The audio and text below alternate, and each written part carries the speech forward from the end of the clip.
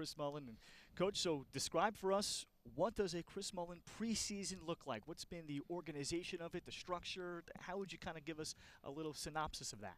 Well, big focus initially is on conditioning. I think it's really important that you're physically fit.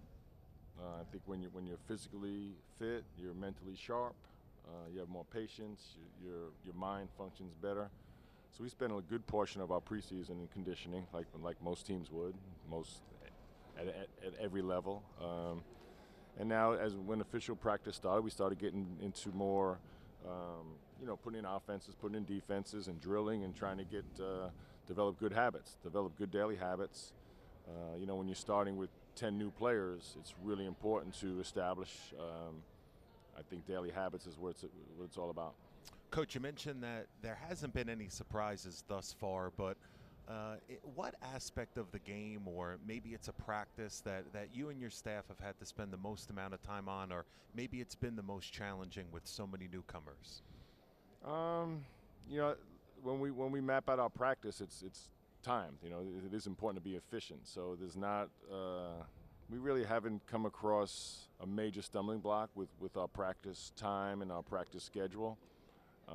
It's just a matter of getting better each and every day, and make sure that it's not like we're going to spend an hour on one thing. If we're not good at one thing, we'll get to the next day. We got to keep moving. But as far as the players being receptive and being disciplined and hardworking and unselfish, they've been great. So when you have that attitude and that commitment, I think you just realize it's going to be a process.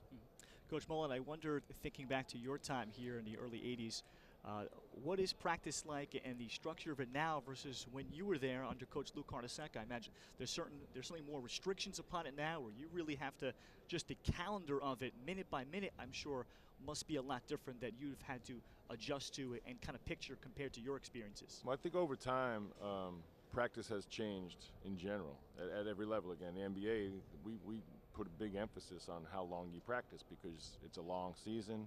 Physically, you have to be careful how much you're working the guys. When I played in college, there were no restrictions. We would be practicing for 4 and 5 hours.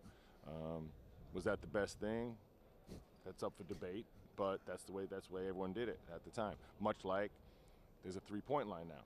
There's a shot clock. So the game has changed. And I think for the most part for the better. So yeah, again, when we map out our practice schedule, it's much like an NBA practice schedule. It's timed, not only for efficiency and things that are important, but also we keep it moving because we're on a time schedule. The kids have other things to do besides basketball. They got their class commitments, they got their tutoring. So it's important for time management is one of the most important things in life. Coach, you mentioned being unselfish with the basketball. You mentioned, the NBA up-tempo philosophies that you bring into the offensive end. If we were to fast forward a couple of months and I talk to another Big East head coach in the league, what will a Chris Mullin defensive philosophy consist of? We've been focusing on man-to-man defense, pressuring the ball and being a really good help basketball team. I was always taught, a good man-to-man looks like a zone, and a good zone looks like a man-to-man. So we're going to pressure the ball. Again, the difference probably when I played in college is the three-point line. It's really important to guard the three-point line. So there's some differences where the help comes from, and where you pressure the ball and when where you help from. But we really have been focusing on man-to-man. We will put zones, and I think college basketball, there's more opportunity to throw some zone in the game at some point, and depending on who you're playing as far as shooters go. In the NBA, we do it a little bit, but if you do it too much, they make you pay. And Coach Mullin, in the 6 months since you've been on the job, I imagine you've probably been able to narrow down or get a better sense on the recruiting trail of the type of player, but especially the type of personality that you're looking out for. How has that kind of picture begun to mold itself kind of in your mind? Have you gotten closer through these experiences on the job early? Again, ideally you get the most talented player that's unselfish, hardworking, wants to play in New York City. So St. John's, I think, is a little unique. So being in New York, I think it helps narrow players down a little bit more. Some kids, they want to go away. That's fine. Other kids want to stay home, play in front of their family, play at Madison Square Garden. Those are the kids we're going to focus on. You know, I don't think I've never been one to, you know, try and control everything.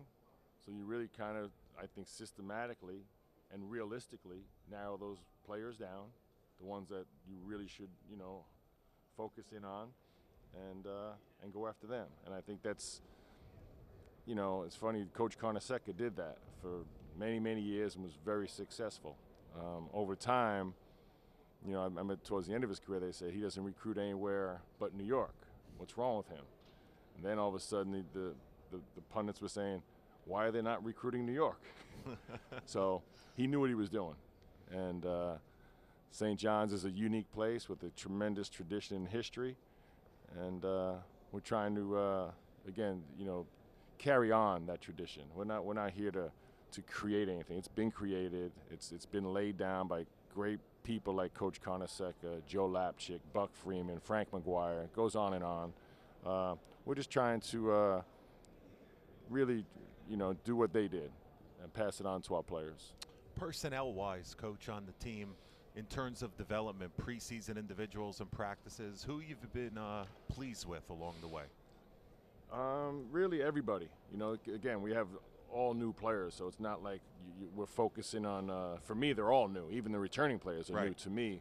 But I think through preseason and through the first 2 weeks of practice, I've been really pleased with the ability to, you know, not only work hard, but work efficiently, carry out all the drills we're asking them to do. A lot of it's all new to them too. You know, so my language is different from what they've been taught and what they've heard before. So I've been happy with that. The talent level I feel good about. I think the thing that I'm really happy, they play together. You know, and that's pretty hard. You know, bringing in new guys, putting in a new system. So again, it's only practice and it's just against each other. But you know, when the ball moves, the ball moves. Right. And they're sharing the ball, so that's a good thing. And lastly, Coach Mullin, before we let you go, you know, so with all these newcomers, guys gaining a lot of experience too during practice, are you closer to, at least in your mind, a mindset of, okay, this is the starter, this is kind of our backcourt the way it looks? Do you have to, where kind of are you in terms of a lineup or rotation? You know, and when would you like to be? Yeah, we're probably a little ways on that, but what I do see is a very versatile group. I think I see an opportunity to play multiple combinations. You know, we can put out 4 smalls and a big. We can play 2 bigs. So I like that. I like versatility. I'm really into that. And again, a lot of things that we're putting in is ideally to play fast, right? Up tempo, share the ball, run into plays. Not always calling plays. Run into our sets and let the game flow. But I think we have the ability to be a very efficient half-court team as well. So that's a lot to ask for 10 new players and a rookie coach. But, you know, the way I've always done things is, you know, after we get done here, we'll put together good practice and make progress each day. Coach, it's a work in progress. Thank you so much for joining us here during your busy schedule. My pleasure. Thanks a lot. So much, Coach. St. John's coach Chris Mullin. We're going to be returning with St. John's women's basketball coach Joan Tartamella as St. John's Basketball Media Day continues.